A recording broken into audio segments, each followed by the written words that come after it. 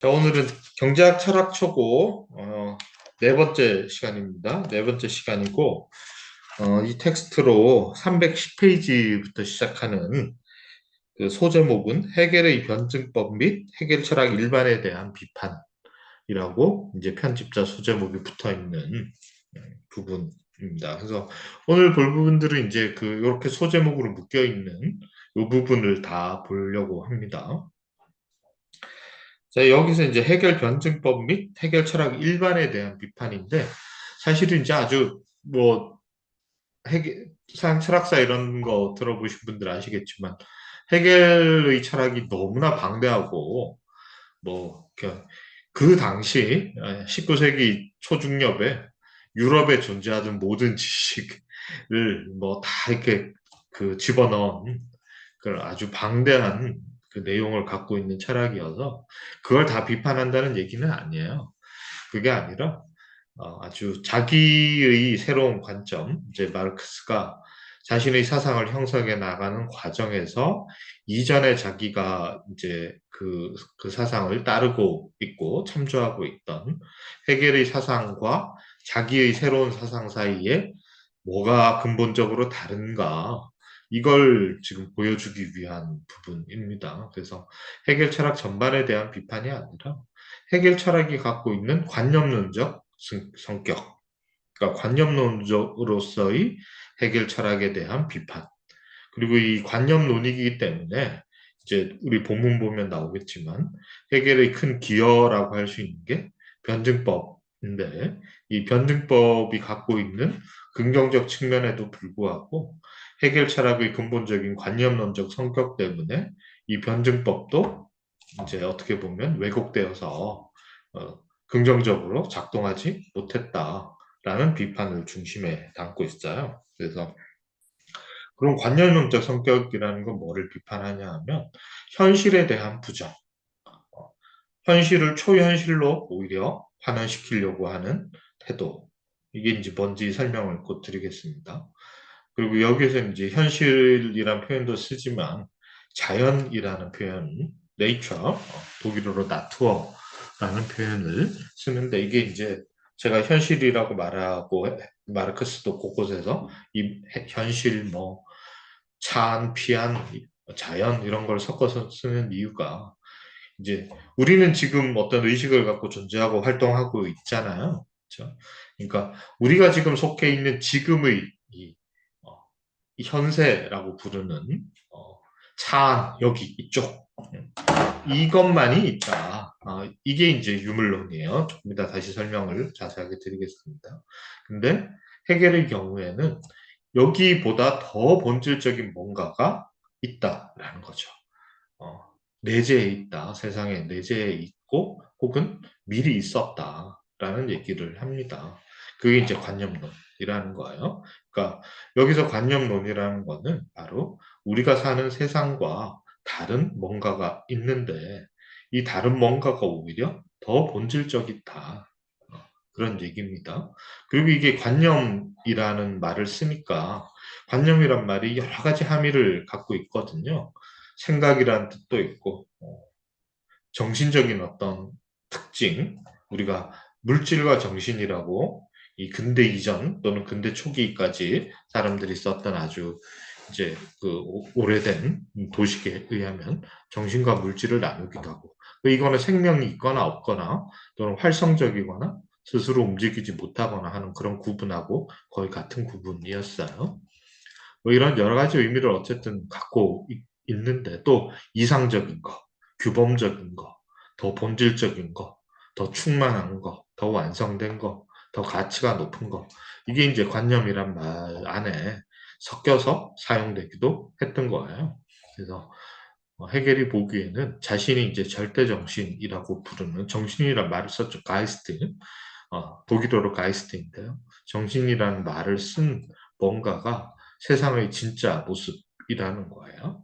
그리고 세상은 사실 그거 하나밖에 없는데, 우리는 그것이 드러나는, 겉으로 드러나는, 외화라는 표현을 씁니다. 겉으로 드러나는 어떤 양상 중 하나가 진짜 세상인 줄 알고 있는데, 진짜 세상은 따로 있다. 그리고 그거는 우리가 경험하는 이 현세보다 훨씬 더 가치 있는 거다. 더 우월한 거다라는 얘기를 하고 있는 거죠. 뭐 이런 사고방식은 낯설지 않죠, 여러분? 특히 여러분 교회 다니시는 분들, 뭐 개신교든 캐톨릭이든 간에 기독교 신앙 갖고 있거나 거기에 익숙한 그 교리 조금이라도 아시는 분들은 그거 바로 하나님 나라잖아요. 그렇죠? 절대자로서의 신과 우리 인간 세상 사이의 관계를 설명하는 방식이죠. 근데 이제 한 가지 차이가 있다면 여기서는 초월성이라는 걸 더 강조한다면 기독교에서는 해결에서는 그게 내재해 있다. 또 세상이 하나님 나라와 인간 세상으로 둘로 나눠져 있다면 해결한테는 그게 애초에 하나다. 두 개라는 것이 착각이다. 하나인 것이 두 개인 것처럼 보였다가 다시 돌아가고 뭐 이런 과정을 거치는 거다. 이런 얘기를 해결이 이제 하고 있다는 의미입니다. 그리고 또 하나는 요것도 이제 조금 더 다시 더 자세하게 설명을 해야 여러분 이해가 되실 텐데요.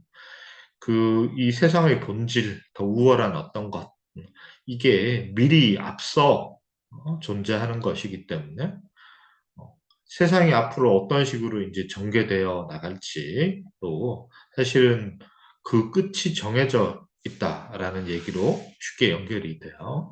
그래서 해결한테는 역사적 과정이 되게 중요하고요. 그 역사적 과정을 설명하기 위해서 변증법을 이라는 방법을 사용을 하는데 이 역사적 변화의 끝에 무엇이 있을지 이것이 사실은 애초에 미리 정해져 있어서 그쪽을 향해서 가도록 세상은 결정되어 있는 거다. 이런 사고방식은 목적론이라고 우리가 부르죠. 음, 그 텔로스라는 히라버에서 나온 건데요. 예, 끝, 음, 궁극에 도달할 어떤 것. 그리고 여기서 이제 가치평가가 부여가 돼서 궁극에 도달할 그 지점은 그 전에, 이전에, 거기까지 가는 과정보다도 더 우월한 세상인 거예요. 그러니까 이런 관점이 목적론인데요.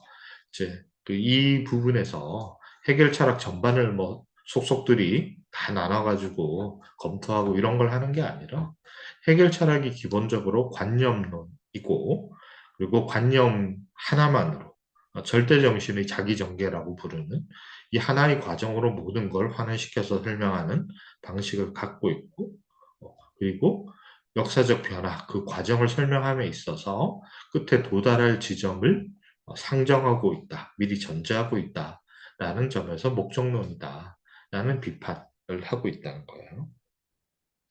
딱 그 얘기입니다. 이제 읽어보시면 사실 해결책에 익숙하지 않은 분들, 아마 저도 철학과를 나왔지만 서양 철학 전공하는 친구들도 그 해겔의 독특한 용어법이나 논리 전개 방식이나 그 아주 복잡한 아주 뭐 어떻게 보면 쓸데없이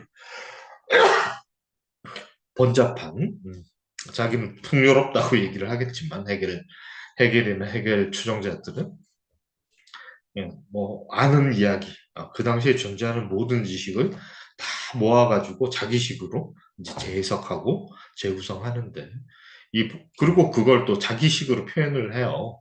그래서 그냥 자연과학의 원래 용어 그대로 쓰면 될 걸 이걸 자기 용어로 다 번역을 하기 때문에 아무 해도 가듯이 읽어야 되는 텍스트들이 많거든요. 어, 거기다가 이제 원래 어려운 문장을 한국말로 번역하는 과정에서 이 번역의 좀 미숙함이나 이게 충분하지 못함 때문에 오는 그 오해 이런 것들이 막 겹쳐져서 해겔 텍스트들은 정말 읽기 힘든 텍스트인데요. 그래서 많이 보다 보면 뭐 제가 뭐 그렇다고 해서 많이 봤다는 얘기는 아니지만 뭐 어쩔 수 없이 학교를 다니면서 또 이제 마르크스 공부를 하면서 뭐 강독을 독일어나 한글로 하게 되면서 좀 익숙해지면 이게 무슨 말을 하는 거구나 하는 게 이제 그 용어법에 익숙해지면 조금 나아지긴 하는 것 같아요. 그래서 거기에 익숙해질 만큼 해결을 보지 못한 분들은 사실 지금 여기 인용하고 있는 문장들이 해결 텍스트를 그대로 인용하고 있는 부분들이 상당히 많은데 또 그 용어나 이 그 표현법을 그대로 써서 마르크스가 논리를 전개하고 있는 부분들이 많기 때문에 그 텍스트를 있는 그대로 이렇게 읽어가지고는 참 이렇게 따라가기가 힘든 부분이 많아요. 특히 이제 이 부분에서는. 그걸 좀 감안하시기 바랍니다. 그래서 여기서는 그한 구절 한 구절을 따로 보기보다 마르크스가 했던 것처럼 마르크스가 보기에 해겔 철학의 가장 핵심 본질이자 한계라고 봤던 것이 뭐냐라고 이제 그 지적하고 있는 부분, 비판하고 있는 부분을 이제 결론적으로 좀 떼서 보는 식으로 읽어 나가도록 하겠습니다. 텍스트 311페이지, 제가 지금 화면 공유해놨죠? 보시면. 현대의 비판, 그러니까 그 당대 독일의 비판을 얘기를 하는 거예요. 그리고 앞에서도 몇 번 나왔지만, 청년 해겔 학파라는 사람들을 지금 지칭하는 거예요. 근데 이 청년 해겔 학파는 해겔에 대한 이제 반감 또는 해결의 한계에 대한 비판 또 해결의 정치적 보수성에 대한 반대, 정치적 반대 이런 것들로부터 출발을 하긴 했지만 이제 마르크스가 보기에는 해결 철학 일반 특히 해결의 변증법과 자기들이 맺고 있는 관계에 대한 부자각 상태는 심각했다. 그 결과 슈트라스와 브루노 바우어 앞에서도 한번 나왔죠. 이 사람들이 바로 대표적인 이제 청년 해결학파의 논객들인데요. 학자들인데요. 이 사람들은 여전히 해결을 비판하지만 여전히 해결의 논리학에 사로잡혀 있다. 이런 이제 문제의식을 갖고 있었던 거예요. 그래서 마르크스는 이 사람들보다 더 나아가서 더 근본적으로 해결을 극복해야 된다고 생각을 하고 있었고 슈트라우스나 브루노 바우어보다 더 근본적으로 해결 철학을 극복하는데 중요한 역할을 했던 사람이 포이어바흐라고 보고 있는 거죠. 그래서 그 밑부분을 한번 볼까요? 어. 그러면서 이제 여기까지 인용 표시되어 있죠. 이 부분. 이게 전부 다 이제 슈트러스나 브루노 바우어 텍스트를 인용한 거예요. 그래서 이러한 그 사람들이 썼던 이러한 표현들은 언어상으로는 해겔의 견해와 별다른 차이가 없으며 오히려 해겔의 견해를 문자 그대로 반복하고 있다. 이 사람들 해겔 비판했지만 여전히 해겔에 머무르고 있다. 이거는 해겔주의자들이 많이 하는 비판이에요. 이 사람들 해결 비판했다고 했지만 그거 사실 해결을 전체적으로 다 몰라서 했던 얘기고 해결을 한 명만 봤던 얘기고 해결한테는 니네들이 비판했던 것들이 사실 다 있다. 이미 다 얘기했다. 이거는 해결 전공하는 사람들이 독일에서나 유럽에서나 한국에서나 천편일률적으로 맨날 해결 비판하는 얘기만 하면 해결하는 거 다 있다. 맨날 이런 얘기 하시는데요. 특히 이제 마르크스에 대해서 똑같이 얘기합니다. 마르크스가 했던 얘기 해결하는 게 다 있다. 이런 얘기를 하는데요. 사실 요 얘기가 우리가 이 텍스트를 읽을 때 뭐 구절 구절을 정확하게 읽는 것도 중요하겠지만 더 중요한 의미는 이거 같아요. 그래서 사실 마르크스 당대나 마르크스 이후에 마르크스를 찬성하거나 반대하거나 어떤 진영에 있든지 간에 마르크스를 해결로 환원시키려고 하는 시각은 아주 뿌리 깊이 존재했었어요. 그래서 마르크스 스스로가 자기는 해결로부터 벗어났다. 벗어나려고 하는 것이 나의 그 사상의 출발점이다. 라고 분명히 얘기하고 그 근거를 끊임없이 수십 년에 걸쳐서 평생 제시했음에도 불구하고 이거 다 해결이 했던 얘기야. 논리적으로 해결 논리를 그대로 따르고 있어. 이런 오해나 부당한 억측 또는 사실 그렇게 보고 싶은 아전인수식의 해석이 상당히 많이 존재하는데 이건 특히 철학자들에게서 심한 것 같아요. 왜냐하면 핵심이 해결의 관념론을 벗어나서 그러니까 철학 대 과학이라는 구도를 만들어서 철학이 갖고 있는 한계를 넘어서기 위해서 과학으로 가는 거고 그게 관념의 세계, 비현실에서 현실로 가는 과정이고 그게 이론에서 실천으로 가는 과정이고 이렇게 큰 틀에서 마르크스가 분명히 자신의 입장을 계속 밝혔고 그 자신의 사상의 의미가 실천적이고 현실적이고 그리고 실천적이고 현실적이기 위해서 과학적 방법에 입각해 있다. 라는 것이 분명하게 자기만의 특색이라고 얘기를 했음에도 불구하고 철학으로 다시 환원시키고 싶어 하는 게 이제 자꾸 철학자들인 것 같아요. 철학자들은 철학으로 세상 만사 다 설명할 수 있다고 이렇게 믿죠. 예. 뭐, 뭐 그런 거는 과거에나 지금이나 마찬가지인 것 같습니다. 어쨌든. 그래서 요 과정을 지금 오늘 우리가 보는 과정을 보시면 제가 이 얘기를 왜 하는지 마르크스에게서 철학으로부터의 이 탈피, 철학으로부터 과학으로의 그 발전이라는 것이 왜 결정적으로 중요한지를 조금 더 이해할 수 있을 것 같습니다. 자, 그 다음에 312페이지, 그 다음 페이지에 나오는 부분도 한번 보죠. 제가 아까 이제 포여바흐 얘기했었죠. 지금 마르크스 스스로가 포이어바에 대해서 어떻게 평가하는지 한번 보시죠. 그 포이어바는 해겔의 변증법에 대해 진지하고 비판적인 태도를 취하고 이 영역에서 진정한 발견들을 행한 유일한 인물, 이제 그 당시에는 유일한 인물. 요컨대 낡은 철학의 진정한 극복자이다. 포이어바의 업적의 위대함. 뭐 밑에 얘기는 이걸 이렇게 대단한 걸 했는데 바우어나 슈트라스처럼 찍고 까불고 자기들을 대단한 것처럼 했다고 막 선전하고 그러지도 않더라. 뭐 그런 얘기죠.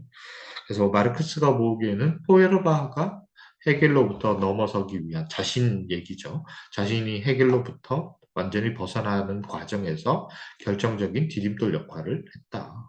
그런 얘기입니다. 그럼 도대체 뭘 했기 때문에 그러냐? 이렇게 정리를 해놓고 있습니다. 포에바의 위대한 업적은 다음과 같다. 철학은 사유로 옮겨지고 사유에 의해 상술된 종교와 다름없으며, 그러니까 브루노 바우어나 슈트라우스의 특징이 바로 종교 비판을 했던 거거든요. 기독교 비판을 통해서 현실 비판을 대신하려고 했던 건데, 그 사람들이 했던 철학이라는 것도 사실 종교하고 크게 다르지 않다. 똑같은 얘기 한 거다. 그래서 진정한 비판일 수 없다라고 봤던 거예요. 그래서 철학은 인간 본질의 소외의 또 다른 형식이고 현존 방식이라는 것을 증명한 거. 철학이나 종교나 똑같기 때문에 철학 종교의 공통점을 오히려 넘어서야 된다. 이렇게 봤던 거고, 그럼 넘어선다는 게 뭐냐? 사회적 관계, 즉 인간에 대한 인간의 관계를 이론의 근본 원리로 삼음으로써, 그죠? 종교나 철학이 아니라 사회, 실제 사회를 근본으로 삼아야 된다. 그래서 이게 진정한 유불론과 실질적 과학을 기초하는 거. 이건 마르크스의 말이에요. 그래서 자기의 입장이 이거라는 거죠. 진짜 유불론과 실질적 과학이 자신의 입장인데 이걸로 나아가는 출발을 포요바의 해겔 비판이 했다. 그러니까 사회적 관계, 인간에 대한 인간의 관계, 이게 우리가 사는 현세를 기본으로 삼는다. 이런 얘기죠. 현세 바깥에 또는 현세 내재에 있는 현실과 다른 무언가가 아니라는 거예요. 세 번째로는 자신이 절대적으로 긍정적이라고 주장하는 부정의 부정에 대해, 자, 이것도 이제 이것만 봐서는 무슨 말인지 모를 수 있겠죠. 해결 용어이기 때문에. 어, 부정의 부정에 대해 자기 자신의 근거하고 긍정적으로 자기 자신의 기초에 있는 긍정적. 다 두 가지 긍정을 대비시킵니다. 하나가 위에 나온 게 지금 해겔 얘기예요. 해겔이라는 사람이 세상의 역사, 전개 과정 설명했다 그랬죠. 이 과정이 부정의 부정이라는 변증법적 과정을 거치는데 끝에 가보면 결국 자기한테로 돌아온다는 거. 그러니까 출발이 끝이 된다는 거예요. 출발과 끝이 동일을 해서 끝에 가보면 원래 있었던 거. 진짜 본질적인 거. 이게 역사의 목적이죠. 목적에 도달하게 되고 그 목적에 도달하는 과정이 부정한 것을 다시 부정해서 긍정으로 돌아가는 과정이다. 이렇게 얘기를 하는데 반면에 포여바하는 원래 자기 자신의 기초에 있는 애초에 긍정적인 거. 이게 왜 이런지 아시겠어요? 그러니까 앞에 해겔은 초월적인 정신의 영역을 우위에 두고 이게 더 본질적이라는 걸 밝히기 위해서 현실을 어, 의미 없다고 부정해야 되기 때문에 그랬다는 거예요. 현실과 자연이 부정되어서 절대적인 정신으로 환원되어야지만 이게 더 바람직한 거다.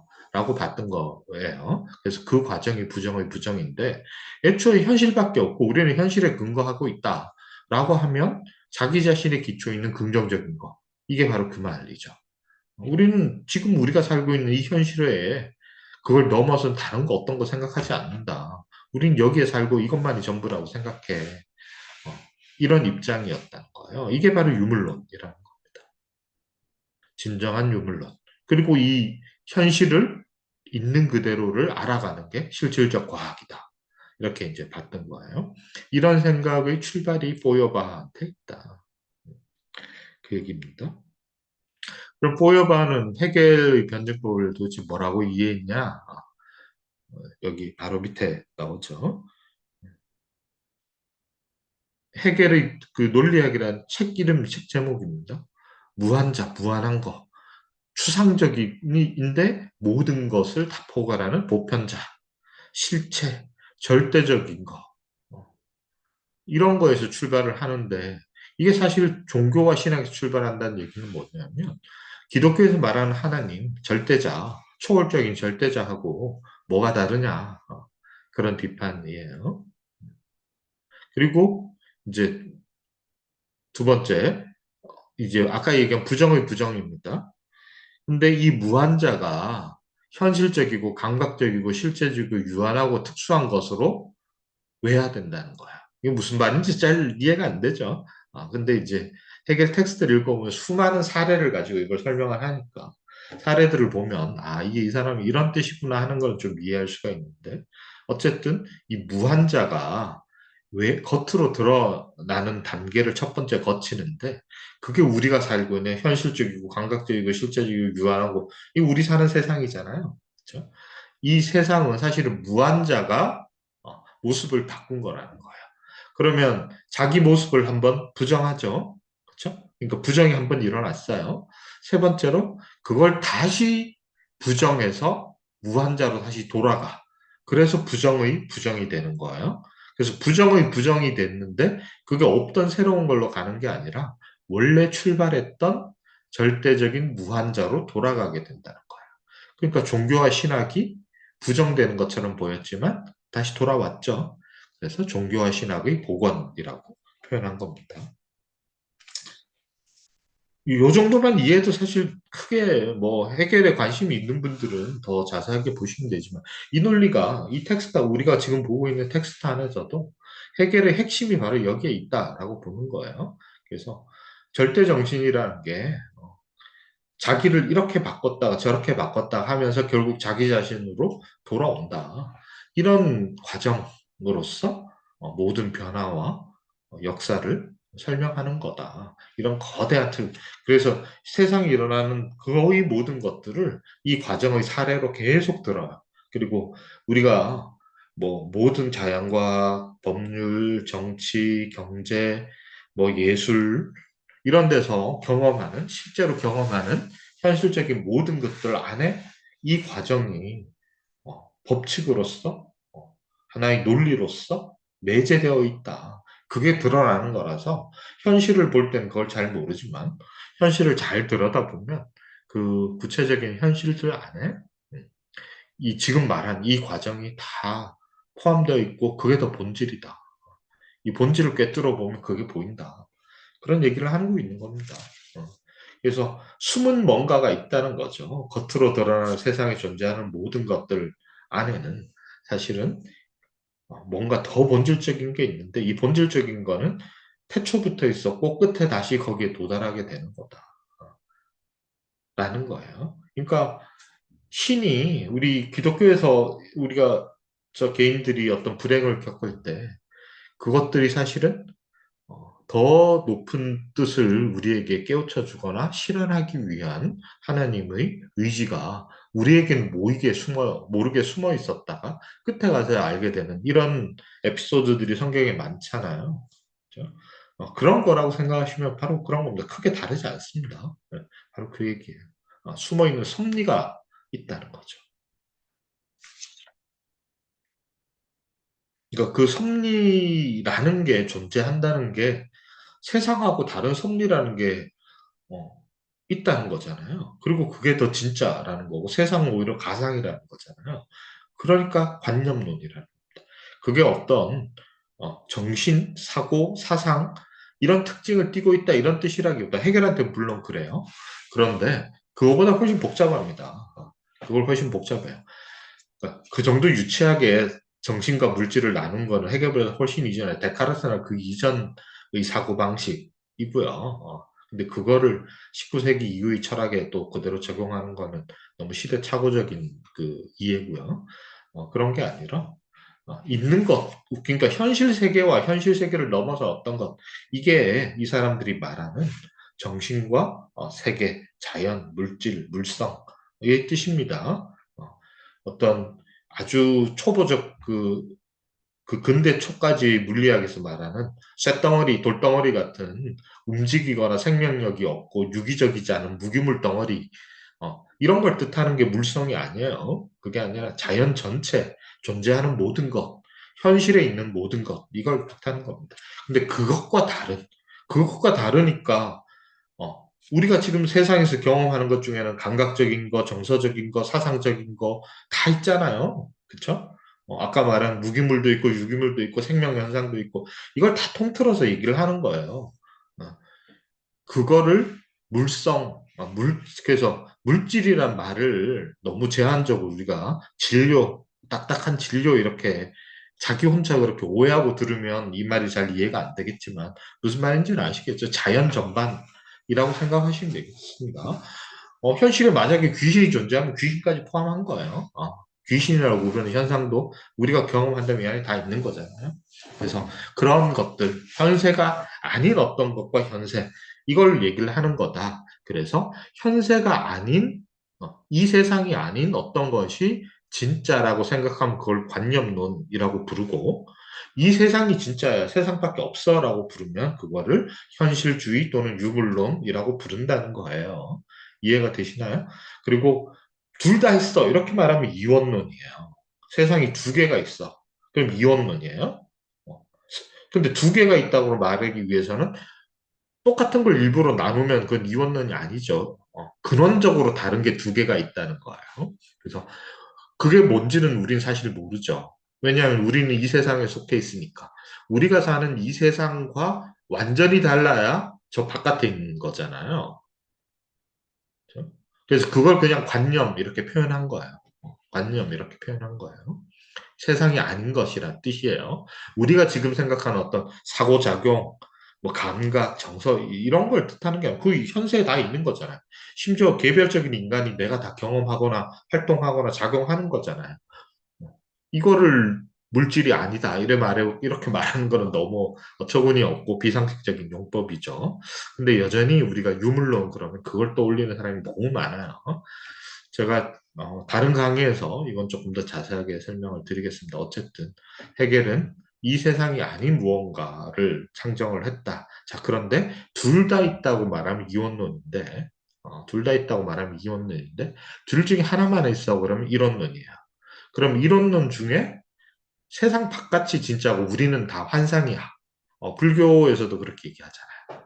그죠? 이건 다 마야야. 이렇게 얘기하잖아요.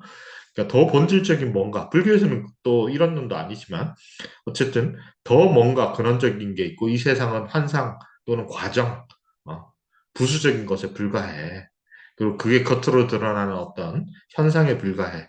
이런 식으로 설명하면 이거는 우리 바깥에 현세 넘어 있는 뭔가 하나만 있다고 보기 때문에, 이런 논은 이런 논인데 관념론인 거고, 이 세상만 있어. 이렇게 말하면 그걸 유물론이라고 부르는 거예요.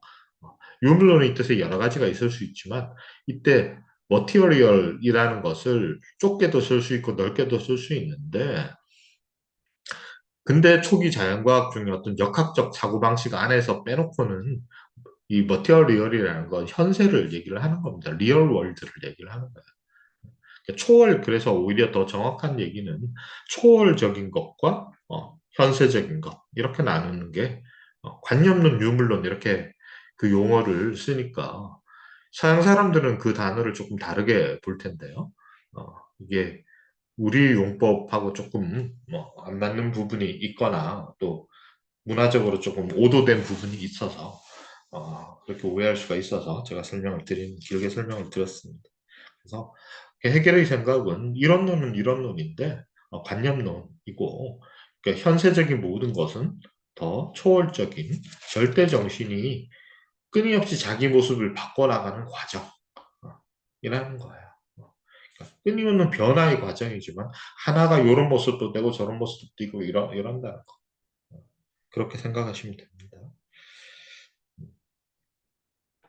그래서 이제 반면에 포에르바하는 이런 과정이라는 게 왜 필요하냐? 과정이란 것 자체가 초월적인 뭔가를 자꾸 이제 설명하려고 정당화하려고 하니까 그게 필요했던 거지. 이렇게 봤던 거예요. 그래서 이 부분 포에르바는 감각적으로 확실하며 자기 자신의 기초인 그 현세적인 거잖아. 이게 다인데 뭐, 그쵸? 이게 다야.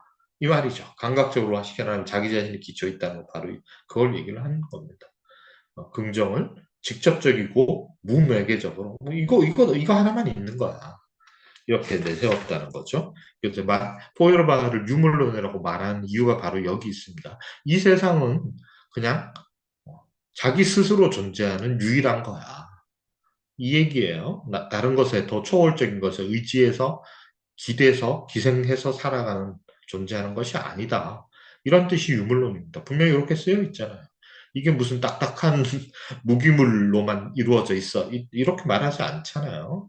근데도 여전히 이제 마르크스 유물론을 그런 식으로 곡해해서 비판하는 사람들이 상당히 많죠. 특히 철학하는 사람들이 그러죠. 왜 그렇게 틀린 개념을 멋대로 쓰는지 알 수가 없습니다. 의도는 제가 모르겠고. 네. 자, 그러면 아까 해겔 얘기를 조금 더 부연하면 해겔의 부정 여기 더 명확하게 설명을 하고 있습니다. 어, 부정 그 속에 있는 부정적 연관에 의거해서는 모든 존재의 유일하게 자연의 자기 실체를 파악함으로써 자, 이 부분 보시면 될 것 같아요. 역사의 운동에서 추상적이고 논리적이고 사변적인 표현만을 찾아냈을 뿐이다. 어, 그러니까 역사 설명하지만 그거 사실은 추상적이고 논리적이고 사변적인 것이 본질이라고 해결을 주장했다는 거예요. 자, 하나의 전제된 주체인 인간의 현실적 역사가 아니라 우리 인간, 현세의 인간이 뭔가를 해나가는 역사도 아니고 자연이 스스로 변화해가는 뭐 기후가 변하거나 빙하기가 왔다가 간빙기가 됐다가 뭐 이런 거 저 빙하기에서 온도가 기온이 올라갔다가 내려갔다가 이걸 반복하거나 이런 게 아니래요. 그런 게 아니라 어, 하나의 정신이 논리적으로, 추상적으로, 사변적으로 자신을 산출하는 과정. 이것만이 해결에게 있어서 역사라는 거예요. 이걸 이제 비판했다. 그리고 이거를 알 수 있는 게 해결의 이제 여기서 현상은 정신현상학이라는 텍스트입니다. 이 정신현상학이라는 책의 목차를 지금 실어놓고 있어요. 그러면서 이거다. 그 다음에 이제 또 다른 텍스트 엔스클로페디라는 엔사이클로피디어 영어로 그 엔시클로페디에 보면은 논리학, 순수한 사변적 사상에서 시작해서 절대지에 이르는 이 과정을 이제 다 확대해서 보여주고 있다. 이런 얘기입니다. 그 왜 자꾸 사유라고 얘기를 하냐? 그럼 해결이 그런 말을 쓴 거예요. 그리고 사유의 과정이니까 이 사유의 과정을 표현하면 논리적인 어떤 논리학의 명제들로 표현할 수 있다는 거예요. 그럼 자연은 뭐냐?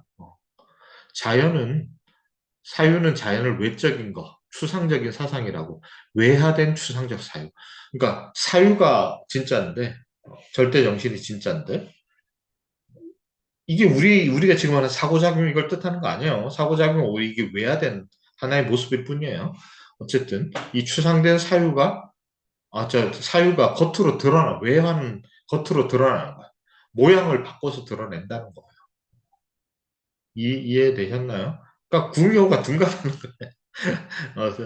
그 신화나 전설 민담에서 어떤 아주 뛰어난 영적인 능력을 갖고 있는 존재가 자신의 모습을 이렇게도 바꾸고 저렇게도 바꾼다. 딱 그 얘기입니다.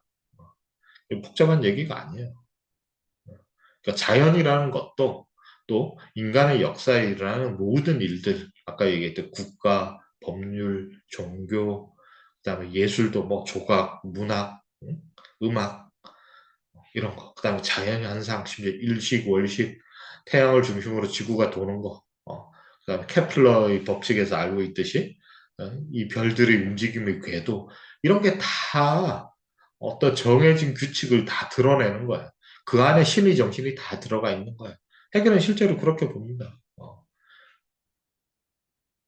모든 자연현상, 인간 사회적인 현상, 이거 안에 절대 정신의 규칙이 다 내재되어 있어서 이 규칙대로 된다는 거예요. 바로 그런 얘기입니다. 수많은 예들을, 끝도 없이 많은 예들을 끊임없이 자기 아는 모든 얘기를 공부를 너무 많이 하셨어요. 막 쌓아가면서 이것도 이렇게 되잖아. 이것도 똑같은 방식으로 작동하잖아. 이것도 똑같은 방식으로 작동하잖아. 이런 식으로 계속 주장하는 거예요. 물론 이제 그걸 귀납적으로 정당화한다는 얘기는 아니고요. 그래서 하나의 그 거대한 체계를 만들어내서 얘기합니다. 여기 보시면 제 설명이 좀 더 이해가 정신현상을 보시면 바로 이런 겁니다. 의식이 어떤 식으로 변화하고 여기 나오죠. 인륜, 교양, 도덕, 음, 종교, 자연종교, 예술종교, 계시종교 이런 식으로 종교의 발전, 진화 같은 것들도 다 절대정신의 자기 전개 과정이라는 거예요. 이러면 거의 그 뒤에 해결에 대한 얘기들 나오는데 똑같은 얘기 계속 반복하고 있습니다. 그래서 이제 그 다음에 마르크스가 보기에 해겔이 이제 이런 식의 해결의 주장은 오류가 있다. 이거예요. 첫 번째 오류는 뭐냐 하면은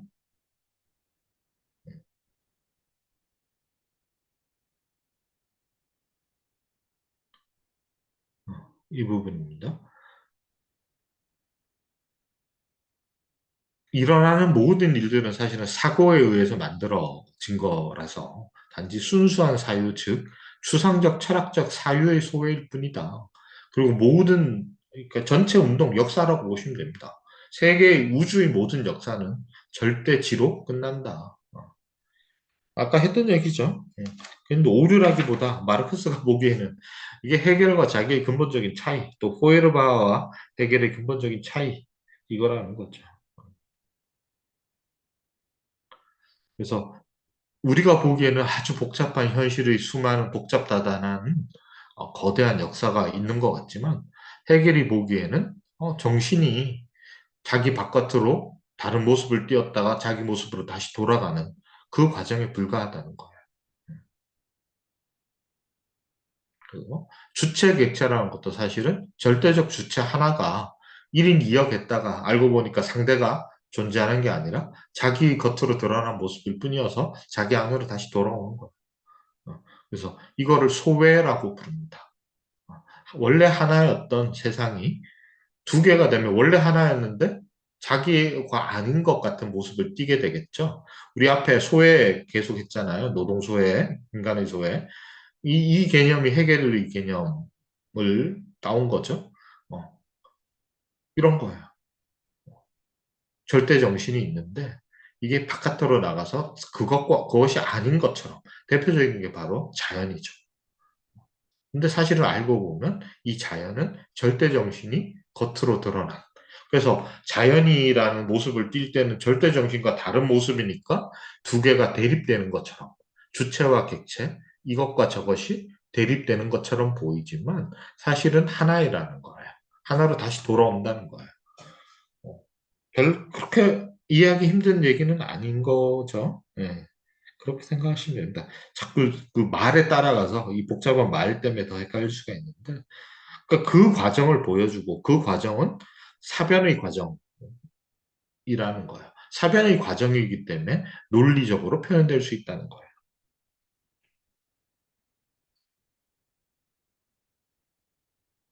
그래서 끊임없이 그런 얘기예요. 사상의 운동, 자기화, 이렇게 밖으로 나갔던 걸 자기한테 다시 돌려갖고 온다. 그다음에 두 번째 오류 나옵니다. 둘째 이렇게 돼 있죠. 두 번째도 사실 비슷한 얘기인데요. 음. 제일 끝에 보시면 자기 어떤 이러한 과정에 대한 해결에 대해서는 감성, 종교, 국가 권력 등등이 정신적 존재다. 그러니까 사실은 요거 첫 번째 얘기는 똑같은 얘기죠. 그래서 요걸 좀 더 자세하게 구체적으로 했다고 보시면 돼요. 외화되었던 것들이 독자적인 존재 기반을 갖는 게 아니라 이게 감각이든 종교든 국가 권력이든 하여튼 세상에 존재하는 모든 거예요. 세상에 존재하는 모든 것이 사실은 다 정신이 모양만 바꾼 거다. 내가 이거 만진다고 노트북 지금 제 앞에 있는데 노트북만 딱딱하게 보이지만 사실은 이 안에 이 절대 정신이 구현되어 있는 것일 뿐인 거예요. 그런 얘기입니다. 아까 관념론이라고 말한 게 무슨 뜻인지 이해가 되셨죠? 그래서 해결에게서는 오직 정신만이 인간의 진정한 본질이며 정신의 진정한 형식은 그럼 정신은 뭐냐? 사유하는 정신, 논리적이고 사변적인 정신을 얘기를 한다. 사실 얼핏 들어도 이게 왜 이런 생각을 했는지 알죠? 인간이 갖고 있는 특히 이제 근대인들이 근대 계몽주의에서 인간의 장점이라고 생각했던 어떤 것들을 절대적인 지위에까지 올려놓은 거예요. 딱 그거죠. 그쵸? 예. 근데 유럽 사람들이 생각했던 아주 이상적인 어떤 인간의 특징들이 이게 인간이 우연히 갖게 된 부수적인 현상이 아니라 인류 역사, 세상에 존재하는 모든 거다. 이것도 기독교적 사고방식 비슷하죠. 그 창세기에 그렇게 나오잖아요. 하나님이 자신의 형상을 따라서 인간을 만든 거죠. 그러니까 인간은 다른 존재자들보다 훨씬 우월한 신에 제일 가까운 존재자이잖아요. 근데 여기에서 인간의 지위를 훨씬 높인 게 해겔식 사고방식이라고 보시면 되죠. 어. 애초에 신이란 게 우리가 인간이 근대 유럽인들이 이상적으로 생각했던 또 특징들의 완전한 실현이 사실 신인, 기독교의 신이라고 본 게 해겔인 거예요. 어떻게 보면 고대 히브리인들의 사고방식을 어, 근대 버전으로 재번역한 거. 이건 제 해석이 아니라, 제 멋대로의 해석이 아니라, 해겔이 사실 기독교의 근대 버전이라는 해석은 상당히 이제 그 설득력 있고 널리 퍼져 있는 해석입니다. 이런 얘기를 지금 해겔이 계속하고 있다. 그러기 때문에, 어, 이 존재하는 것들이 다 정신적인 걸로 보는 게 문제다. 해겔은 그렇게, 마르크스는 그렇게 보는 거예요. 전부 다 사고로 다 하는 데는 것이다. 이게 이제 관념론의 이 뜻이다. 그래서 결국은 해결은 한마디로 여기 나오죠. 순수 사유의 변증법. 그러니까 해결의 역사적 과정을 설명하기 위해서 변증법을 얘기를 하지만 이 해결의 변증법은 순수하게 사유가 끊임없이 스스로 변동해가는 과정으로서의 변증법일 뿐이다. 순수 사유의 변증법이 그 결과다. 그런데 해결한테 이렇게 나쁜 점만 있는 게 아니라 긍정적인 측면이 또 있는데 그 긍정적인 측면이 바로 변증법이라는 거예요. 그러니까 변증법이 아까도 계속 얘기하지만 세상이 절대 정신이 이미 완성됐으니까 내가 뭐 하러 왜 해야 돼? 다른 모습을 왜 드러내? 이러지 않고 끊임없이 변화하는 과정으로 존재한다는 거예요. 물론 이제 그 변화도 언젠가는 끝이 난다는 게 해결의 특징인데요. 어쨌든 세상은 변화하는 과정 속에 있다. 이 얘기를 했다는 거예요. 변증법이 바로 그거죠. 어, 운동시키고 산출하는 원리. 그러니까 뭔가를 끊임없이 낳고 변화하고 이게 그러니까 변화한다는 거는 자, 한영식이라는 사람이 변화한다는 지금의 한영식과 다른 사람이 된다는 거잖아요. 그죠? 저는 맨날 그 예전 사진 가끔 보면 30년 전에 제 이렇게 푸릇푸릇한 모습을 보면 지금의 모습에 너무 슬퍼지고 우울해지는데, 사실 저도 오늘도 너무 나이 든 것 같아서 너무 우울했는데, 왜냐하면 강의 준비를 세 번, 네 번 오늘 볼 텍스트를 읽었는데, 한 서너 시간 전에 여기 와서 강의 준비 다시 시작하는데, 이런 내용이 있었어. 이게 처음 보는 텍스트처럼 기억력이 쇠퇴한 나를 보면서, 어, 슬펐는데, 어, 달라졌죠. 이전에 내가 아니게 된 거잖아요. 그게 부정성인 게 바로 그거죠. 모든 변화는 기존 A가 아닌 것이 되는 게 변화잖아요. 그런 뜻입니다. 이때 부정성이요. 그래서 운동과 산출의 과정이라는 거 끊임없이 부정이 일어나는 거죠. 기존의 것에 대한 부정의 과정이 연속되는 거죠. 이거를 그 해겔의 가장 큰 기여로 봤던 거예요. 그래서 해겔은 세상을 과정으로서, 변화와 과정으로서 봤다는 점에서는 상당한 공헌이 있다. 자, 그런데 뒤에 가면 뭐라고 그러냐면 이 변화의 과정도 사실은 어, 관념의 과정으로 돌아가니까 그게 문제다. 뭐 이런 얘기는 하고 있습니다. 자, 그 다음에 그래서 이제 이 얘기를 하는데 해겔한테서 노동 개념이 되게 중요해요. 그래서 뭐 우리나라 유명한 그 임석진 교수님 이런 사람 박사학위 논문 뭐 이런 거라는데 어쨌든 그 노동 얘기도 하고 자본주의 얘기도 하고 그렇습니다. 해겔도. 근데 이런 얘기를 했다고 해서 이게 마르크스주의가 해겔 안에 이미 다 있었다. 이건 아주 부당하고요. 특히 이제 이거는 뭐 제가 경험한 것을 기반으로 한 추측인데 뭐 아주 뚜렷하고 분명한 역사적 근거를 충분히 가지고 하는 말씀은 아니지만 그 마르크스를 자꾸 해결 철학의 그 재판이나 아류로 해석하는 거는 80년대 우리가 사상적으로 되게 억압적 상황이 있었잖아요. 이 검열도 심하고 특히 학교 내에서 학위를 따려면 학위 논문 쓰거나 이럴 때 마르크스를 공식적으로 전공을 못하고 금서도 있었던 시대이기 때문에 마르크스 대신 해겔을 공부하는 이상한 이제 유행이 있었어요. 그래서 해겔 공부하는 사람들이 거의 마르크스를 겸하거나 마르크스를 논문을 써야 되는데 그게 통과가 안 되니까 해겔 얘기를 해겔한테서 비슷한 걸 빌어오거나 이러는 과정에서 또 그 당시에 우리나라 뭐 지금도 뭐 한국 대학의 인문학 수준이 상당히 낮은 수준이지만 그때는 더 이렇게 형편없는 시대였으니까 네. 마르크스 텍스트도 제대로 안 읽어보고 해겔 텍스트도 충분히 읽지 않은 사람들이 사실 많았거든요. 그런 분들이 어, 이제 해겔과 마르크스를 구별을 못하면서 막 뒤섞어 놓고 또 해겔 전공이라는 타이틀을 가지고 박사학위도 받고 교수도 되고 이러면서 자꾸 이제 자기가 제도 내에서 전공한 해겔을 가지고 마르크스를 설명하는 게 그런 사람들의 숫자가 너무 많아졌던 것 같아요. 그러다 보니까 이게 이런 오해가 충분히 극복이 안 된 것 같긴 한데요. 아무튼 지금 우리가 보는 텍스트 보면 마르크스 스스로가 이미 1844년이라는 이른 시기에 해겔과 어떤 식으로 단절하는지를 분명하게 볼 수 있습니다. 그래서 이제 노동 얘기도 사실은 현실에서의 노동을 얘기하는 게 아니라 여기 나오죠. 해겔이 유일하게 알고 인정하는 노동은 추상적으로 정신적인 노동이다. 이런 거죠. 진짜 노동을 이때는 물론 마르크스도 진짜 노동을 잘 못 보던데 산업화가 제대로 진행되지 않은 곳에서 살고 있었기 때문에 뭐 이런 얘기입니다. 여기 다시 또 요약해 놓고 있죠. 핵심은 의식의 대상이 자기의식.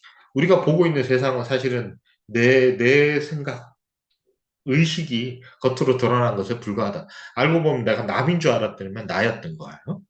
혹은 대상은 단지 대상화된 자기의식. 대상이라는 것은 의식이 바깥으로 내 앞에 나와 대칭되는 곳에 서 있는 것일 뿐이다.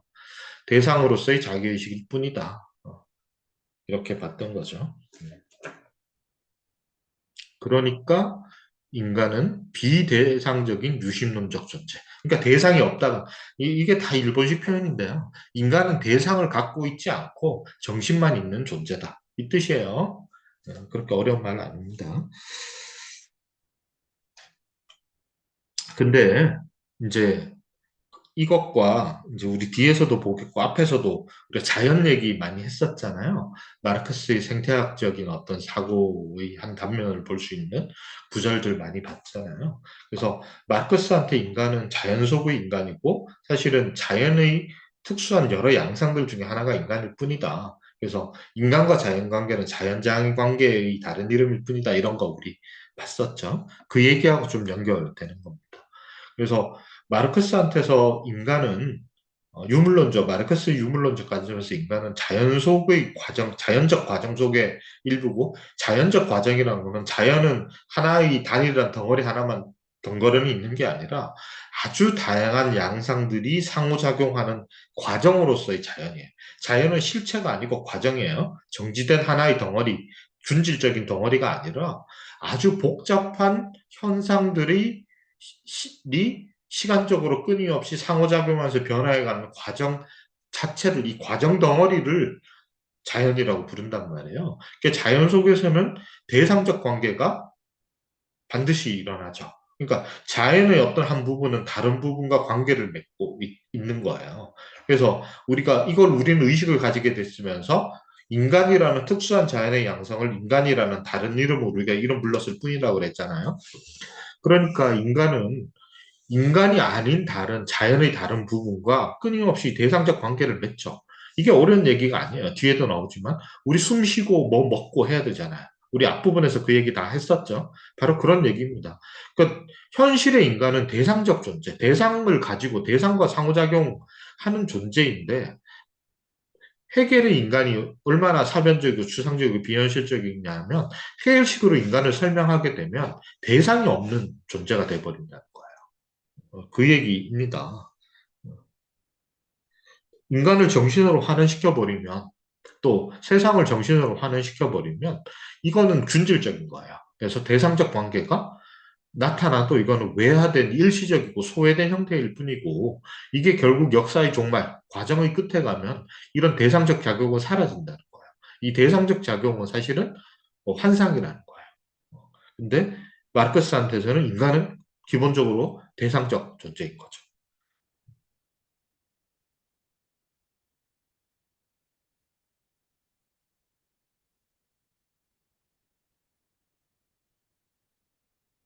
그래서 이 얘기 지금 제가 설명한 게 여기에 나옵니다. 해결은 인간적 본질, 즉 인간을 자기의식이라고 보기 때문에 모든 소외는 자기의식의 소외일 뿐인 거예요. 그러니까 자기 소외고 내 바깥에 소외된 낯설게 보이는 것도 결국 자기야. 그러니까 대상적 관계가 없는 거죠. 대상과의 관계가 없는 거죠. 그래서 현실적인 인간적 본질인 자기의식의 소외의 현상과 다를 바 없다.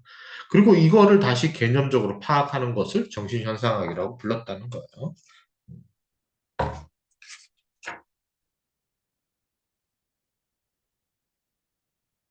똑같은 얘기를 자꾸 할 수는 계속 반복되니까 이제는 충분히 정리가 되셨으리라고 믿고 똑같은 얘기를 가급적 반복하지 않도록 하겠습니다.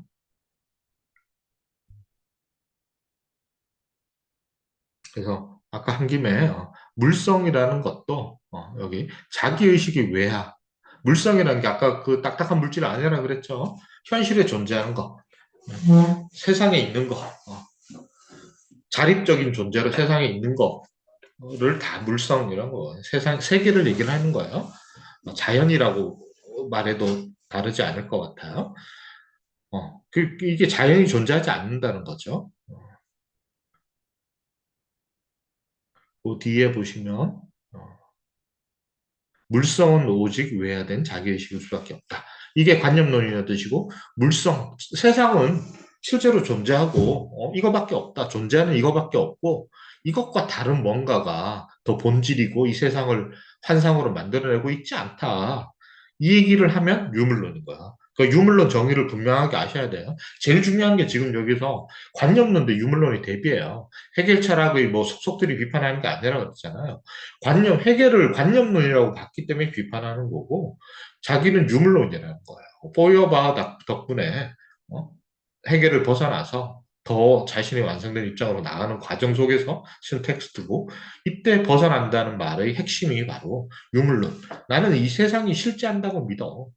이 세상밖에 없다고 믿어. 이 세상과 다른 뭔가가 더 진짜라고 나는 생각하지 않아. 이게 바로 유물론입니다. 유물론을 곡해하는 다른 주장들, 이상한 주장들 좀 정리할 필요가 있습니다. 이게 유물론은 현실주의, 이론론 중에 현실주의를 유물론이라고 한다. 그냥 딱 외워두세요. 이겁니다. 그런데 이 존재하는 것의 이 딱딱하냐, 물렁물렁하냐, 유기물이냐, 무기물이냐, 이건 다 쓸데없는 얘기입니다. 그리고 이거는 마르크스의 표현에 의하면 당대의 과학적 발견을 그냥 총합해서 우리는 알 수밖에 없는 거예요. 이건 중요한 비본질적인 질문이라는 거예요.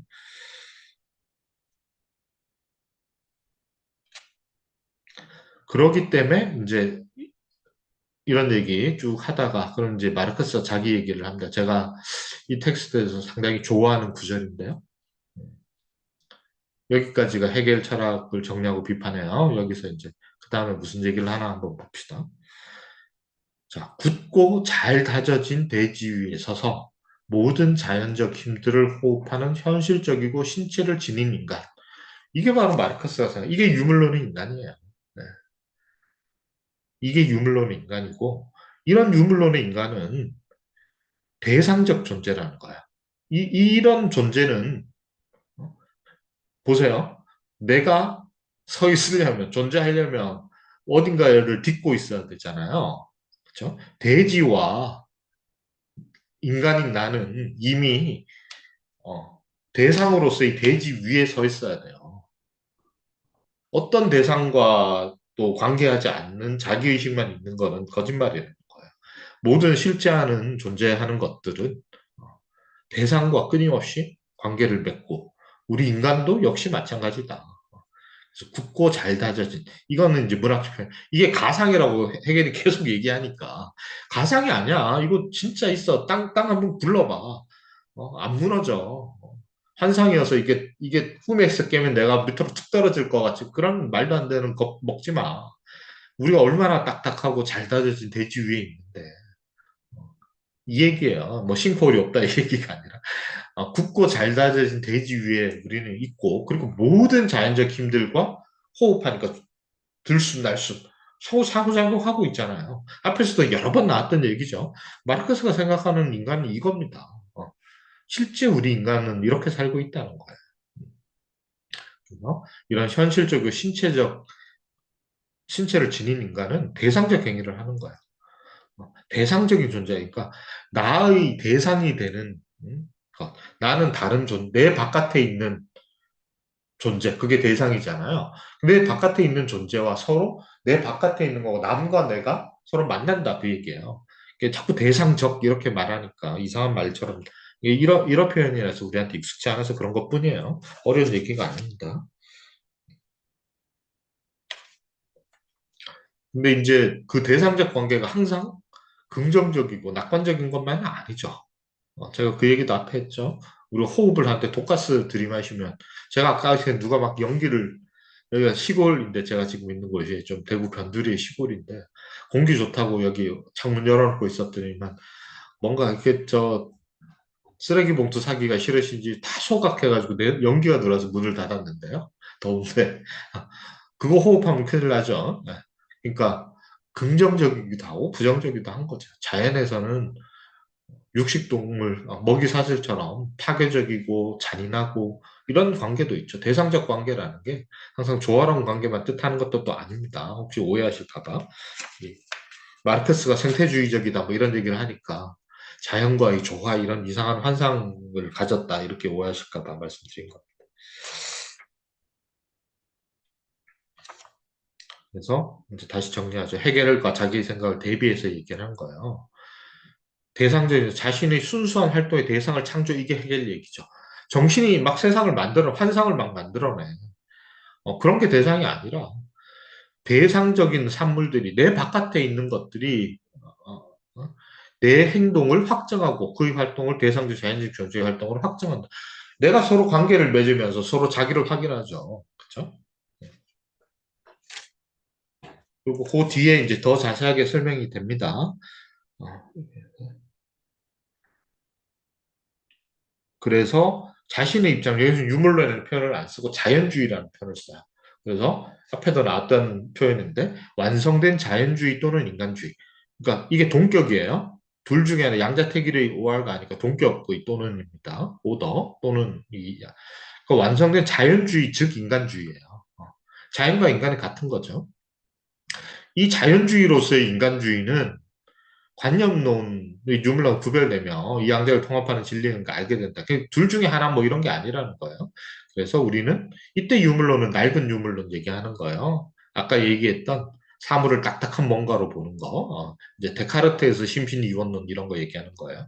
요것도 제가 지금 이제 다음 주에 포여바흐와 독일 고전 철학의 종말을 다시 이제 강의를 4개월 걸쳐서 녹화를 할 텐데요. 그거 두 번째 시간에 보시면 이거 자세히 설명을 드릴 테니까 요 텍스트에서 지금 길게 하기는 좀 그래서 혹시 이 부분이 조금 더 궁금하시면 그 두 번째 강의 나중에 한번 찾아서 참조하시기 바랍니다. 그래서 자연주의만이 이게 마르크스 유물론이 이때는 자연주의라고 자기가 표현한 거예요. 세계사의 행위를 파악할 수 있다. 인간은 직접적으로 자연 존재다. 자연적 힘들 생명력을 갖추고 있는 활동적 자연 존재이며 활동하고 있는 활동적 왜 자꾸 이러시 표현 이렇게 써버리니까 이상한 관념 같이 이상한 개념 같지만 자연으로부터 받은 힘과 생명력을 갖고 활동하고 있는 존재고 이런 그 힘이라는 것이 인간한테는 어떻게 표현되는 소질, 능력, 충동 이런 게 바로 생명력들이 표현되는 방식이죠.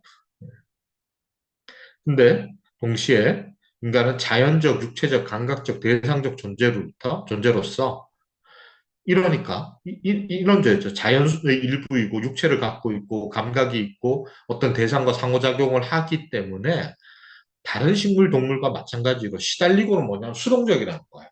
어. 그러니까 시달린다는 꼭 시달리는 특수한 행위의 어떤 양상이 내가 시달려서 괴로워 이런 것만 뜻하는 게 아니라 나무로 내 바깥의 존재로부터 영향을 받고 있다는 거예요.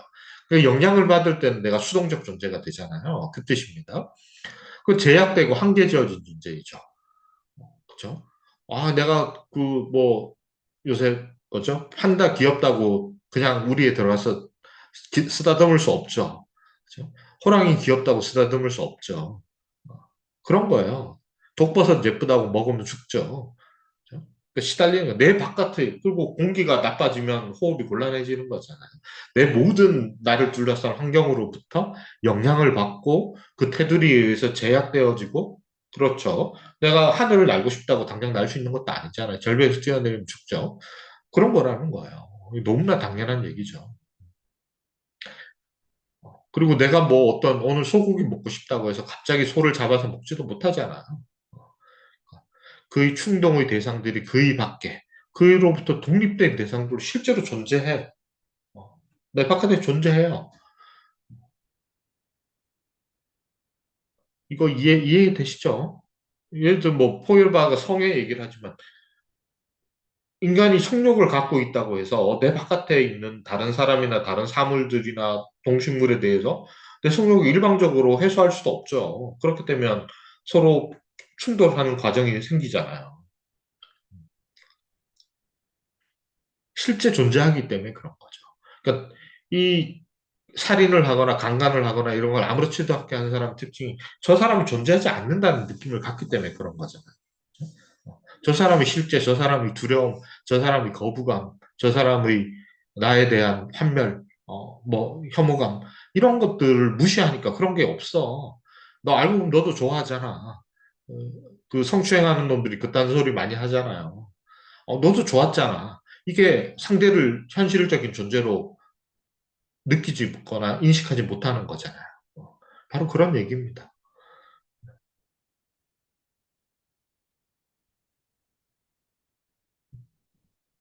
그래서 이런 현실적이고 감각적인 대상들을 자신의 존재의 대상으로, 자신의 생활 표현의 대상으로 가진다는 것. 혹은 그가 오직 현실적인 감각적 대상들에만 자신의 생활을 표현할 수 있다는 것. 이게 진짜 인간이라는 거, 인간의 존재 방식이라는 거야. 대상적, 자연적, 감각적, 대상, 자연, 감각을 자기 바깥에 가진다는 거. 예를 들어서 배고픔은 자연적 욕구지만 욕구만 존재하는 게 아니죠. 이 욕구는 충족되고 가라앉혀지기 위해서 바깥에 있는 자연, 식자재, 음식물이 있어야 되잖아요. 그렇죠? 바깥에 대상이 있어야 돼요. 나만 세상에 있는 게 아니에요.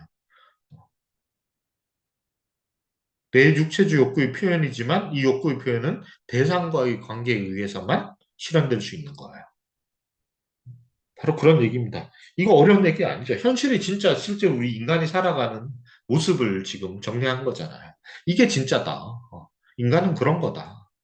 예. 이 바깥에 있거나 더 초월적이거나 비인간적인 어떤 것들로 인간이나 세상을 설명하는 거는 거짓말이다. 그런 얘기를 하고 있는 겁니다.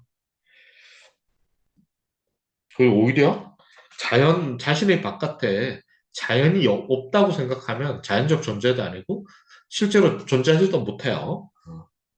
그래서 대상이 없는 존재는 헛개비, 존재하지 않는 거다. 왜냐하면 현실의 모든 존재는 대상과의 관계 속에만 있기 때문에 대상 없이 나만 있다는 거는 존재할 수 없다. 이거 해결식의 자기의식이 그렇다는 거예요. 사실 이게 정치 철학으로서의 자유주의 개인이 이런 거죠. 개인만이 존재하는 것처럼 철학적으로 전제하죠.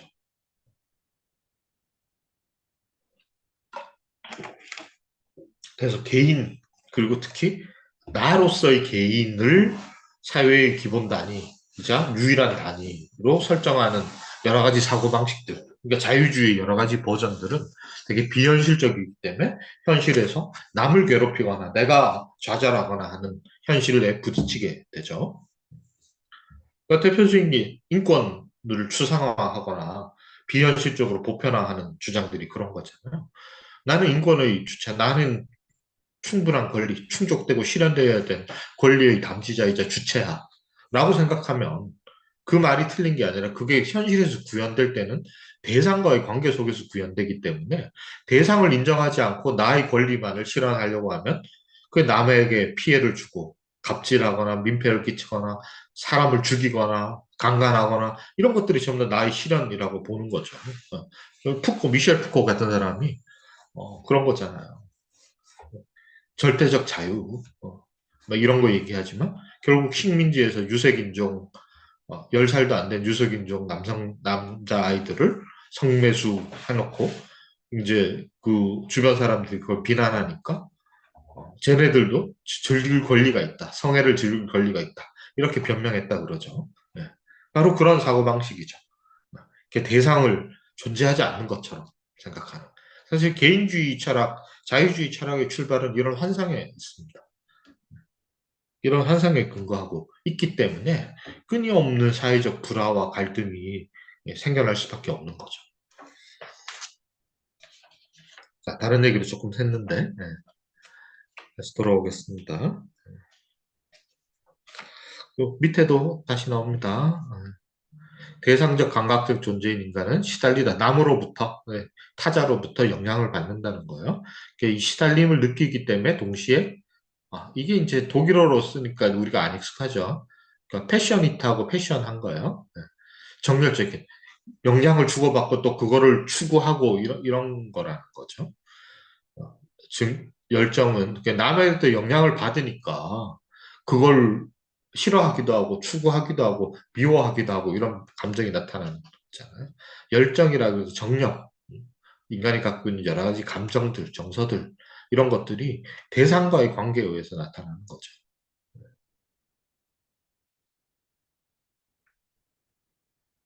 근데 자, 인간이 그러니까 자연의 일부이지만 인간이 갖는 특수성이 있다는 거예요.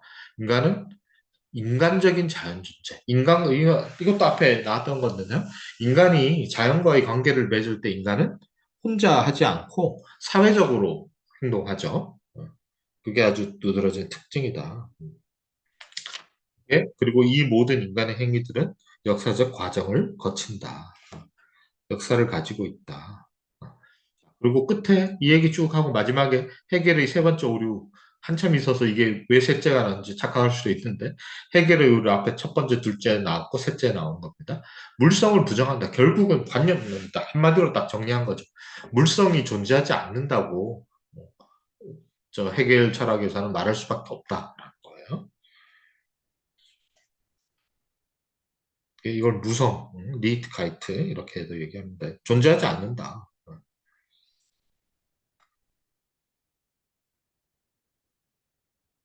니트자인 니트카이트. 제가 니트자인하고 니트카이트를 섞어서 얘기했네요. 네. 어쨌든 존재하지 않은 무성, 아, 무임, 무성?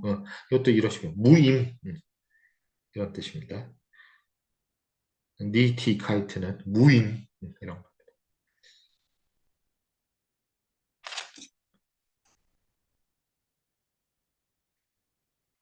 자, 그러면 이런 사고방식을 지금까지는 존재하는 모든 것, 자연 이렇게 주로 얘기했는데 만약에 사회제도, 사회적 기관 이런 거하고 한번 연결을 해봅시다. 자, 326페이지에 쭉 넘어가서요. 지금까지 했던 얘기를 부정의 부정을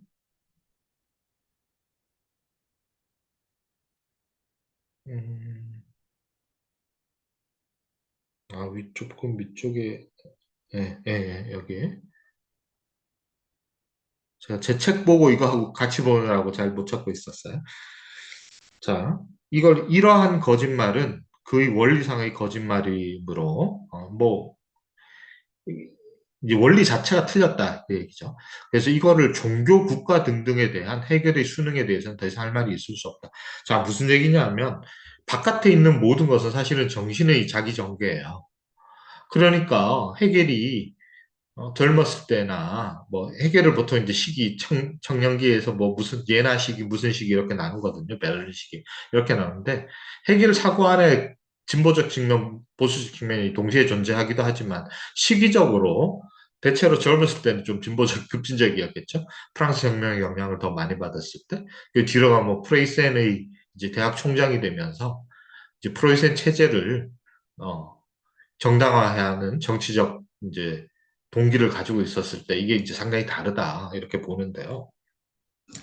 해결이 결국은 그 당시의 프로이센을 역사의 궁극적인 완성된 지점으로 보거든요. 그래서 앞부분에 상당히 레디칼하게 여러 가지를 비판해놓고 끝에 가서는 세상이 다 절대정신 그대로 이제 됐네.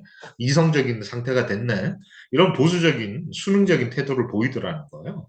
근데 이제 지금 이 부분, 지금 읽었던 부분은 뭐냐면 이게 해결이 특히 뭔가 이렇게 자기 생각을 변절했거나 잘못 얘기했거나 모순된 뭔가를 얘기한 게 아니라 해결의 원리대로 그냥 적용하면 이렇게 될 수밖에 없다 그 얘기인 거예요. 원리상의 거짓말이다. 이게 그 뜻인 거예요. 그래서 그 사람이 비판했던 종교나 국가 등등도 다 순응하고 거기 그걸 찬양했는데 이게 해결의 철학에 따르면 현실에 존재하는 모든 것은 다 절대 정신의 발현에 불과하기 때문에 이거 부정할 게 아니라는 거예요. 그래서 조금 밑에도 있죠. 나의 외화된 자기의식을 종교화해서 그냥 확정하는 것뿐인 거야.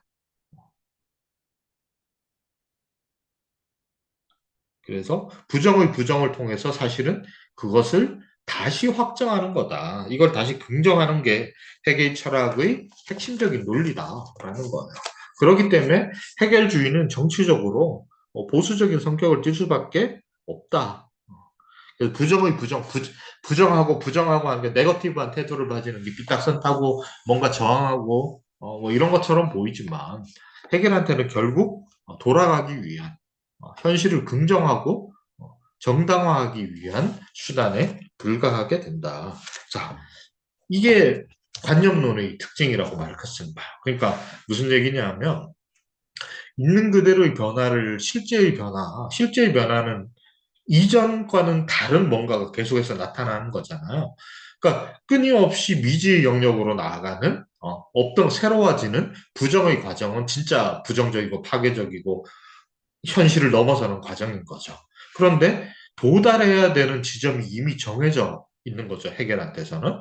역사의 종말이 있다 그랬잖아요. 출발점으로 그것도 더 완성된 형태로 돌아가는 것이라면 이 변화의 과정, 부정의 과정이라는 것은 어, 급진적이거나 파괴적이거나 뭔가를 초월하는 넘어서는 과정일 수는 없다라는 얘기입니다. 그래서 목적론은 결국 해결의 변증법이 목적론적으로 해석되면서 해결의 변증법은 목적론적인 변증법이기 때문에 이 과정, 변증법적인 부정의 과정이라는 것도 긍정으로 귀결될 수밖에 없다. 그 얘기를 계속 했던 거죠. 그래서 긍정적인 과정, 뭔가를 정당화하고 보수적인 입장으로 가는 어, 이런 태도를 취할 수밖에 없다. 해결의 뭐 개인적인 기회주의적 성격이나 이런 것도 뭐 잠깐 언급되기도 하지만 그런 거라기보다 철학적인 해결의 철학적인 이론 자체가 이런 식으로 갈 수밖에 없었다. 그래서 관념론은 애초에 특히 목적론으로서의 관념론은 애초에 정치적 보수주의를 함의할 수밖에 없다. 이런 얘기입니다. 그래서 목적론이라는 게 결국 새로운 거를 낳을 수 없게 만드는 거잖아요. 어, 끝이 이미 다 정해져 있는 거니까. 우리가 아무리 혁명적인 정세 속에서 혁명적인 실천을 하더라도 그거는 정해져 있는, 심지어 우리가 모르는, 대부분의 대중들은 모르는 어떤 정해진 결론으로 가는 과정. 아주 새롭고 혁명적인, 완전히 세상을 바꾸는 뒤엎어 없는 기존의 것을 부정하는 과정처럼 보이지만 그 끝은 이미 정해져 있다. 그럼 너무 허망하죠. 이미 정해져 있는 어떤 것으로 가는 긍정의 과정일 뿐인 거죠. 그럼 역사를 바라보는 관점은 상당히 달라지죠. 역사의 새로움은 없는 거죠. 그 얘기입니다. 그래서 공산주의라는 걸 마치 역사의 완성인 것처럼 보는 태도에 대해서 마르크스가 계속 이거 되게 황당한 소리다. 이제 여러 번 비판을 했거든요. 그러니까 블루프린트, 청사진, 뭐 공산주의라는 완결된 청사진이 있고 거기까지 가는 과정이 이미 뭐 사업 계획서처럼 아주 성공적인 사업 계획서처럼 어, 플래닝 다 짜져져 있고 그 경로를 무조건 밟아 나가야 되고 어, 그걸 또 누군가는 선진적인 누군가는 그 과정을 미리 다 알 수도 있고 이런 거라면 이건 목적론인 거죠. 그래서 지금 여기서 마르크스가 해겔을 비판하는 게 바로 관념론, 목적론 이걸 핵심적으로 비판하고 있는 거고 따라서 이 텍스트를 통해서 이 텍스트는 자기 세상의 생각이 어떻다 얘기는 많이 나오지 않죠. 그렇지만 우리가 해결에 대한 비판을 통해서 부정적으로 네거티브한 방식으로 이제 생각해 볼 수 있는 마르크의 사상이라는 게 어떤 거다. 이런 걸 배울 수 있는 부분들입니다.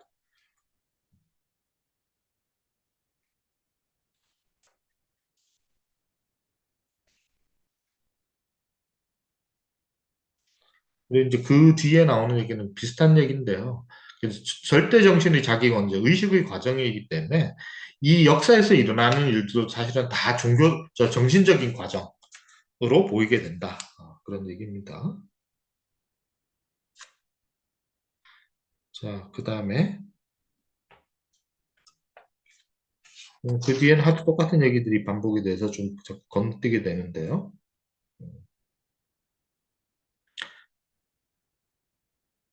331페이지까지 좀 아유 너무 너무 많이 건너뛰게 되는데 한번 관심 있으신 분들은 써놓은 내용을 쭉 한번 읽어보십시오. 이게 초고, 처음부터 말씀드리지만, 완성된 책이었다면 이렇게 반복되지 않았을 거예요.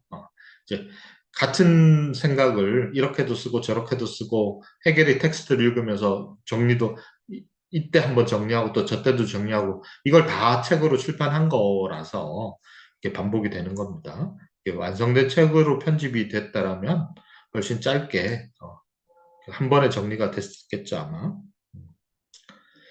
자, 이 부분 한번 봅시다. 그래서 이제 해겔의 논리 전개 과정을 이제 비판적으로 다시 정리하면서 이게 이제 그 자연 얘기가 다시 나와서 이거 잠깐 보려고 합니다.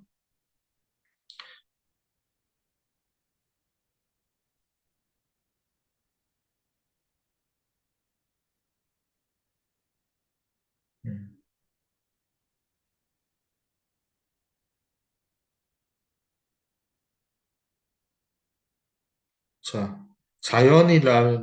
자연이야말로 어떤 것이라는 것에 대한 증명이다. 이게 뭐냐면, 에트바스는 something이에요, something. 어, 이게 이제 실제하는 어떤 것은 자연이다.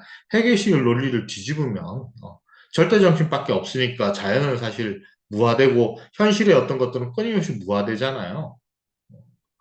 그러니까 결국 이런 식으로 무화시키면, 그 안에 절대 이념 안에, 절대 정신 안에 남는 구체적인 건 아무것도 없지 않냐.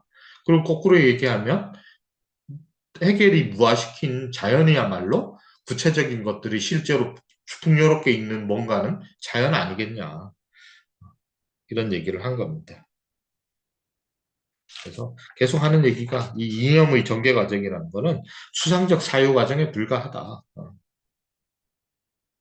뭐 해결 얘기를 더 이렇게 자세하게 알기보다 제가 아까 얘기했던 이 관념론으로서의 특징, 그리고 구체적인 것들을 관념으로 환원시키는 관념론의 특징과 목적을 전제하고 있는, 특히 역사 철학에 있어서 역사의 끝을 전제하고 있다는 목적론이 가지는 한계 두 가지를 좀 이해를 하시면 될 것 같아요. 자, 그래서 자연 얘기 나온 김에 마지막에 마르크스가 해겔의 자연관을 좀 정리를 하고 있는데요. 이 부분만 마지막으로 같이 한번 보죠. 330. 네.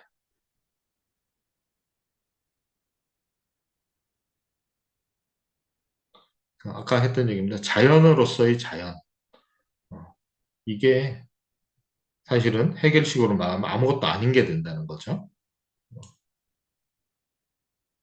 이러한 추상들과 분리되고 구별되는 자연이란 무의며, 자신을 무라고 확인하는 무의며, 아무 의미도 가지고 있지 않다. 해겔한테 그렇다는 거예요. 그리고 자연의 목적, 자연에 일어나는 모든 일들. 그래서 실제로 자연과학, 뭐 심지어 천문학, 생물학 이런 거 다 동원합니다. 해결이 너무 엄청나게 아는 게 많았던 사람이거든요. 이 사람이 그런 걸 다 얘기하면서 그 자기 그 자연과학적, 그 당시까지의 자연과학적 성과들을 다 인용하면서 이것들을 전부 다 절대 정신의 전개 과정의 사례로 다 갖다 붙이는 거예요. 이런 식으로 하면 자연은 뭐가 남냐? 마르크스는 그걸 비판한 거죠. 어, 그래서 이 말이 그 말입니다. 자연에 일어나는 일이 일어나는 것들은 전부 다 추상의 확정, 절대 정신이 자기를 드러내는 어, 그 목적을 위해서 모든 일이 일어나고 있다는 거예요. 존재하는 모든 것은 신의 영광을 드러내기 위한 것이라는 기독교의 사상이 사실 다른 버전으로 표현된 것에 불과하죠. 예. 하나님의 영광을 드러내기 위해서 자연의 이 모든 일들이 다 일어난다는 거예요.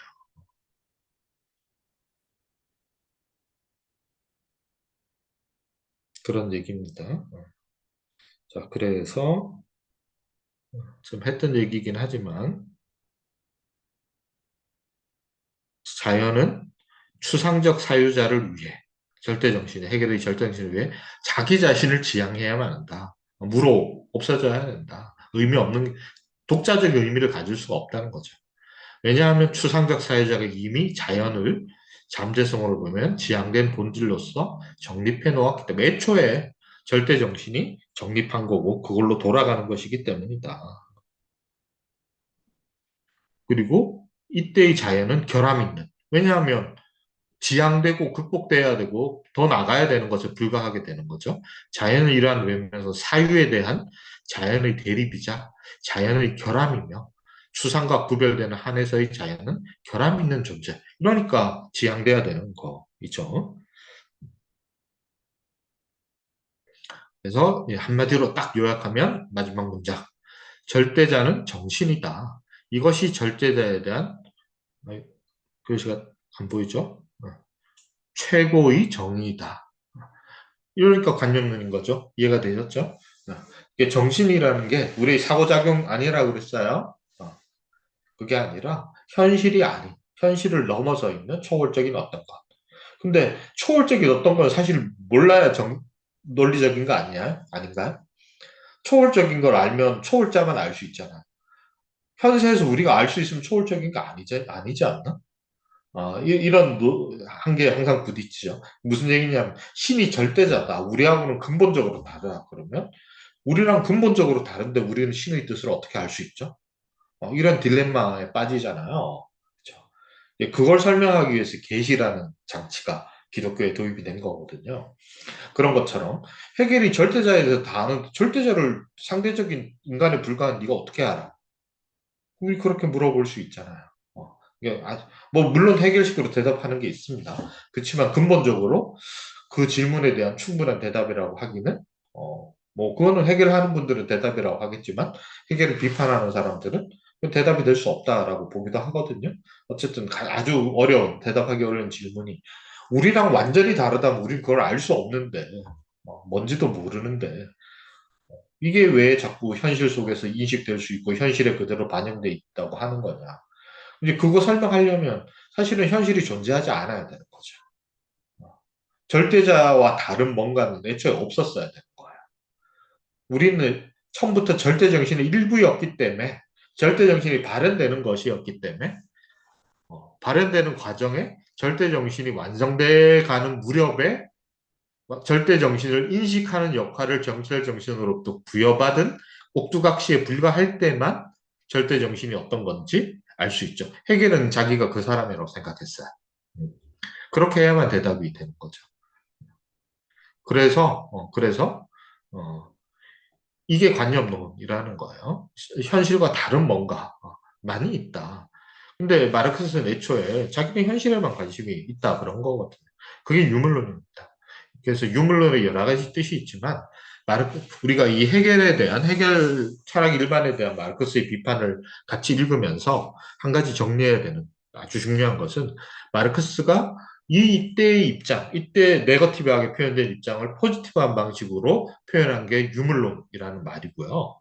그리고 이게 역사적 과정 속에 세상이 있기 때문에 역사적 사적 유물론, 이제 역사 유물론이 되는 건데 이때 유물론이라는 바로 현실주의다. 참 우리가 사는 이 세상만이 진짜이고 우리는 이걸 대상으로 한다. 이 세상 속에서 이 세상이 어떻게 작동하는가를 알고 세상에 어떻게 영향을 미치고 영향을 받는가.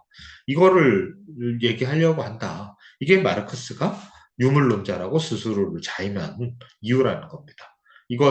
이것과 정반대되는 입장인 해겔의 관념론을 받고, 그 관념론 속에서 특히 이제 목적론 우리가 좀 주의 깊게 봤죠. 중요하게 봤죠. 이 두 가지 개념과 반대되는 것이 마르크스의 사상이다라는 것을 좀 분명히 할 필요가 있을 것 같습니다. 네. 그래서 관념론과 목적론 이것과 마르크스주의는 같은 것이 정반대의 것이다. 분명히 이걸 좀 인식해야지만 마르크스주의를 끊임없이 다시 관념론, 목적론으로 설명하려는 시도들이 안과 밖에서 다 있는데 이것들에 대해서 좀 제대로 된 인식을 할 수 있을 거라고 생각합니다. 우리가 오늘 본 구절들의 부분에 의미는 아마 좀 그런 것이지 않을까 생각합니다. 오늘 뭐 요 정도 하고요. 이제 한 해 정도 남았는데 뒷부분은 이제 그 짜투리, 나쁘게 말하면 짜투리. 그래서 큰 주제 하나로 묶여지지 않는 이러저러한 것들인데, 그러다 보니까 오히려 또 좀 구체적인 얘기가 나오기도 합니다. 남은 것들을 마지막 시간에, 다음 시간에 한꺼번에 다 정리를 해서 이 텍스트를 마치도록 하겠습니다.